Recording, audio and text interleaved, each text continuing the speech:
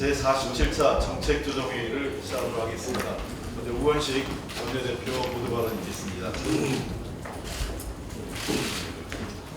원내대표 취임하고 한 달이 좀 지났습니다. 우공이산, 우고만리라는 말이 있습니다. 둘 다 우로 시작하는 사자성. 저도 우원입니다. 흙을 조금씩 옮기면 마침내 산을 옮기고 터의 걸음은 느리지만 만리를 간다는 그런 의미입니다. 지난 한 달간 이 마음으로 협치의 끈을 놓지 않고 노력해왔습니다. 대화하고 토론해서 없던 일도 새롭게 만들겠다는 각오로 입에 단내가 날 정도로 전화를 했고 문턱이 닳도록 야당 사무실을 찾아가 토론하고 대화했던 한 달이었습니다. 여소야대 4당 체제에서 협치는 필수이고 그 길은 야당의 길을 이해하는 속에서 여당의 길도 만들어가는 일이기에 집권여당의 원내대표가 만들어가야 할 협치의 길이 결코 쉽지 않은 길임을 새삼 절감하고 있습니다. 어렵지만 그래도 협치의 길을 우직하게 그렇게 걸어가겠습니다. 하루빨리 추경안 처리를 바라는 국민들의 간절한 목소리가 곳곳에서 나오고 있습니다. 100일 민생 상황실을 중심으로 조금 전 집배원분들을 만나 뵙고 강도 높은 노동시간, 고달프고 열악한 근무 여건 등 여러 애로사항을 청취하고 왔습니다. 인력이 부족해서 폭염과 혹한에도 근무시간 한도도 없이 일해야 하고 이딴 과로사에 누구도 자유로울 수 없는 상황을 말씀드리면서 정말 가슴이 아팠습니다. 어제는 전업주부와 직장인 엄마들이 국회 앞에서 조속한 국회 정상화와 보육 추경 통과를 촉구하는 절절한 기자회견도 있었습니다. 이 절규와 염원이 지금 당장 국회가 추경 심사에 임해야 하는 가장 분명한 이유입니다. 또한 국민이 낸 세금을 이제는 국민께 좋은 일자리로 돌려드려야 할 때입니다. 우리 정부와 여당은 이제 추경은 빚없는 추경이라고 정부와 여당은 이번 추경은 빚없는 추경이라고 누누이 강조해 왔습니다. 공공수지 흑자 규모도 2007년 한은이 관련 통계를 내기 시작한 이래 최고치를 기록하고 있다고 합니다.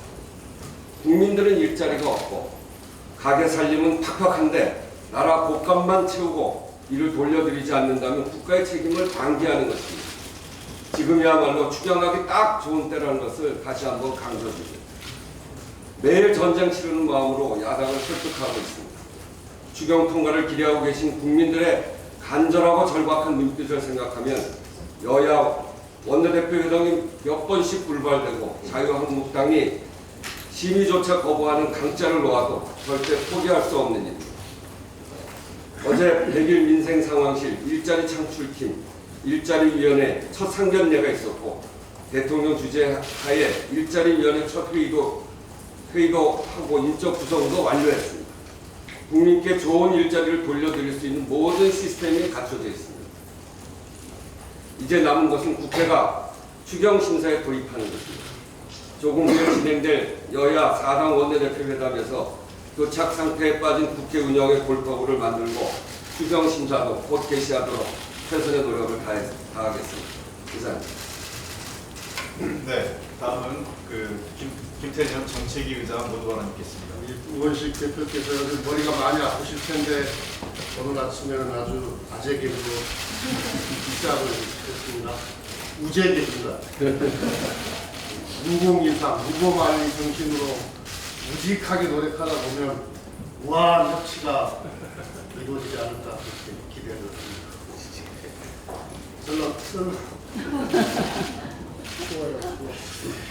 네, 우리 원전 1호기를 영구 정지했습니다. 탈핵국가로 가는 출발점이고 안전한 대한민국을 만들기 위한 초석입니다. 그동안 우리의 에너지 정책은 값싼 발전 단가를 최고로 여겨왔습니다. 국민의 생명과 안전 어쩌면 후순위였습니다. 원전이 가지고 있는 잠재적 위험성, 원전이 초래하는 사회적 갈등, 그리고 처리 능력을 넘어선 고준위 폐기물의 문제, 누구나 다 알지만 당장의 경제성만을 이유로 그간 정부가 공감해왔던 문제입니다. 이제는 바꿀 때가 됐습니다. 국민의 생명과 안전이 가장 중요하다는 것이 사회적 합의로 자리를 잡았습니다. 이를 계기로 에너지 정책도 대전환이 필요합니다. 효율성보다 사람을 더 중시해야 합니다. 고리 1호기 연구 정지 때문에 올 여름 전력 대란에 대한 우려의 목소리가 있습니다만, 그러나 고리 1호기가 중지한다고 전력 수급에 전혀 문제가 없습니다. 지난해 LNG 발전소의 가동률은 39%에 불과해 추가 발전 여력은 충분합니다. 탈원전 정책과 함께 이를 대체할 신재생에너지 발전 능력 강화 방안을 올해 말에 발표할 제8차 전력수급 기본계획에 정부와 협의에 반영할 것입니다. 고리 1호기는 이제 전력을 생산하지는 않지만 미래의 먹거리를 생산할 것입니다. 원전 해체에 대한 노하우를 축적해 원전 해체 산업을 육성할 수 있는 기회로 삼아야 합니다. 원전 한 기를 해체하는데 약 6,400억에서 1조 원의 비용이 든다고 하지만 이것을 단순히 비용만으로 볼 수만은 없습니다. 원전 해체 기술이 미개척 분야라는 점을 감안하면 산업적으로 블루오션이나 마찬가지입니다. 세계적으로 탈원전 바람이 불고 있습니다. 독일을 비롯해 유럽 각국이 원전 해체에 동참하고 있습니다. 우리 정부도 고리 1호기 해체를 시작으로 원전 해체 기술을 적극 확보하고 산업을 육성해야 합니다. 어제 문재인 대통령 주재로 일자리위원회 첫 회의가 열렸습니다. 일자리위원회 설치는 문재인 대통령 취임 첫 업무 지시였고 대통령이 직접 일자리위원회 위원장까지 자처했던 새 정부의 첫 일성이었습니다.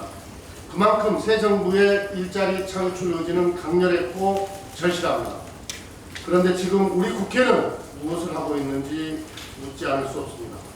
추경안은 국회에 제출된 지 2주가 지났는데도 상임위 논의조차 시작하지 못하고 있고 장관 인사로 촉발된 제1야당의 목리는 연일 막말 쏟아내기를 하며 도를 넘고 있습니다. 국회가 또다시 제 기능을 다하지 못한다는 비판과 우려가 곳곳에서 터져나오고 있습니다.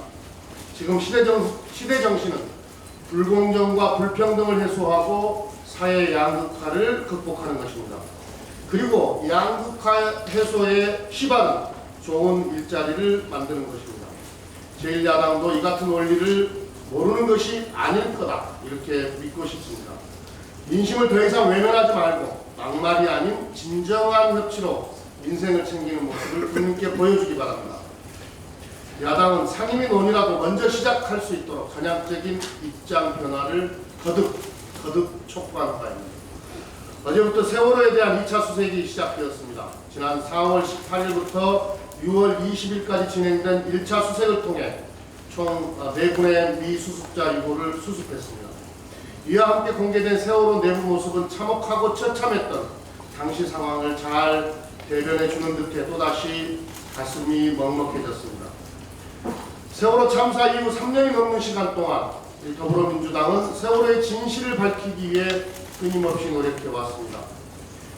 이미 아이들을 구출하려다 순직한 의로운 교사들이 정규직과 비정규직으로 차별당하는 것을 바로잡기에 노력했고 새 정부 들어 기간제 교사였던 김초원과 이지혜에 대해서는 순직을 인정하기로 한 바 있습니다.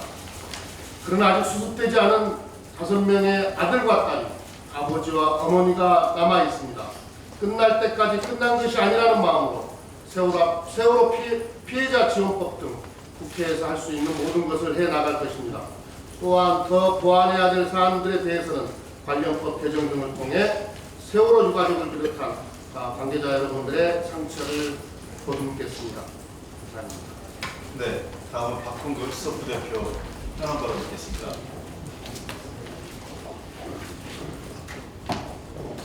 추경 관련해서 한 말씀 좀 더 드리겠습니다. 우리 민주당은 국회 정상화를 위해서 전방위적으로 야당을 설득하고 있습니다. 그럼에도 불구하고 추경 예산은 자유한국당의 발목 잡기로 한 발짝도 못 나가고 있습니다. 박근혜 정부는 4년 임기 동안 3차례나 추경을 실시했습니다. 당시 제1야당이었던 우리 당은 법적 논란이 있던 추경임에도 불구하고 국민의 고충을 덜고자 대승적으로 임했습니다. 그 결과 박근혜 정부 추경은 3번 모두 국회를 통과했고 추경 처리 기간도 평균 25일에 불과했습니다. 2013년의 추경은 19일, 2015년 추경은 18일 만에 국회를 통과했습니다. 지난해에는 37일 만에 통과했습니다. 심지어 박근혜 정부가 유지되었다면 올해도 편성되었을 확률이 없습니다. 자유한국당은 작년 연말 정우택 원내대표 주재로 열린 경제 살리기 긴급 당정회의 직후 브리핑을 갖고 경제 활성화를 위해서는 선제적 대응이 중요하다며 내년 2월 추경 편성을 적극 검토하기로 했다고 올해 추경의 필요성을 역설한 바 있습니다. 자유한국당은 국민 일자리에는 관심이 없는 겁니까? 지난 7일 추경안이 국회에 제출되고 대통령이 헌정사상 최초로 국회에서 시정연설을 하면서 야당의 협치에 손을 내밀었지만 2주가 지난 지금까지 어떠한 논의조차 못하고 있습니다. 추경 편성은 자유한국당만의 전유물입니까? 국민들의 추경을 애타게 기다리고 있습니다. 특히 고용절벽에 처한 청년들에게 일자리 추경은 희망의 사다리가 될 것입니다. 자유한국당은 한입 가지고 두 말 말고 인생 안정의 길에 조속히 동참해 줄 것을 촉구드립니다. 네, 다음은 박범계 일 정정위원장 현안 발언 있겠습니다.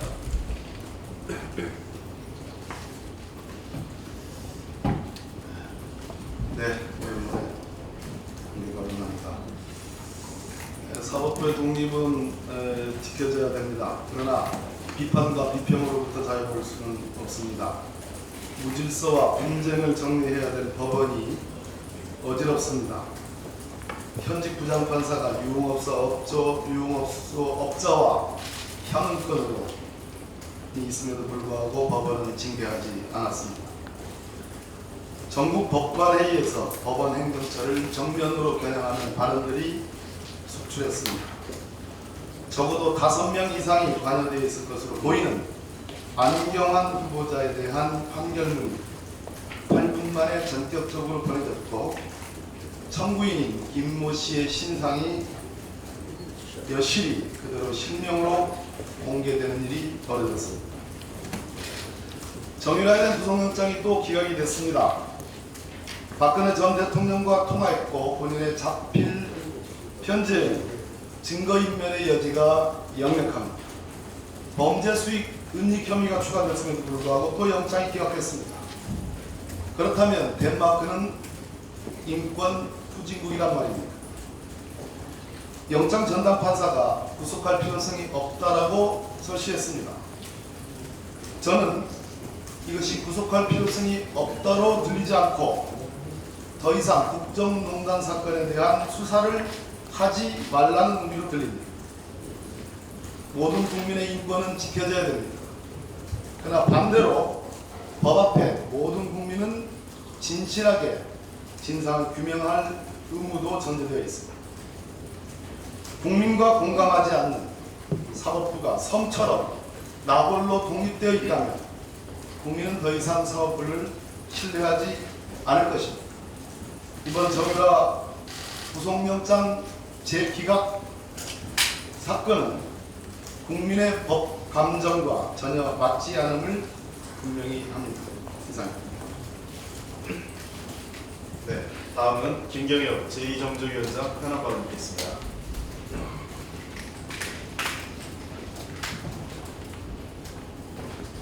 네, 추경 관련해서 한 말씀만 드리겠습니다. 박근혜 정부의 3차례 추경이 있었는데 지금 아마 추경을 거부하는 중요한 사유 중에 하나가 추경 사유에 해당되느냐 야당에서 문제를 제기하고 있습니다.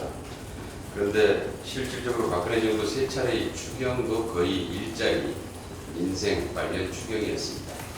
그런데 문제는 지금 일자리 문제는 훨씬 더 심각해졌습니다. 어제 국회 민생경제특위 청년 일자리 대책 관련한 공청회가 있었는데 이 자리에 나온 대부분의 전문가들은 청년 일자리 문제가 국가 재난 수준임의 인식을 같이 하고 있습니다. 또 하나의 지금 현재 반대하는 주장 중에 하나가 공무원 12,000명 추가 채용에 대해서 항구적인 공무원 인건비를 증액시킨다고 하는 주장인데요. 실제로 이것은 현재의 공무원 숫자가 변동이 없는 상황에서 곱하기 30년 근무했을 경우를 상정을 하고 있습니다. 그런데 지난 9년 동안 연평균 공무원이 38,000명씩 퇴직 등으로 자연 감소하고 있습니다. 따라서 항구적인 공무원 인건비를 증액시킨다는 주장이 성립하기 위해서는 지금의 공무원 숫자가 변동이 없어야 되는데 이것은 전혀 현실적이지 않습니다. 신규 채용이 없다고 하면 매년 공무원이 38,000명씩 감소하게 될 텐데 지금처럼 청년 실업이 심각할 때는 더 채용을 하고 실업난이 완화될 경우에는 조정하면 실질적으로 야당의 공무원 인건비 항구적인 증액 부분은 전혀 사실도 아니고 가능하지도 않다는 얘기 말씀드립니다. 이상입니다.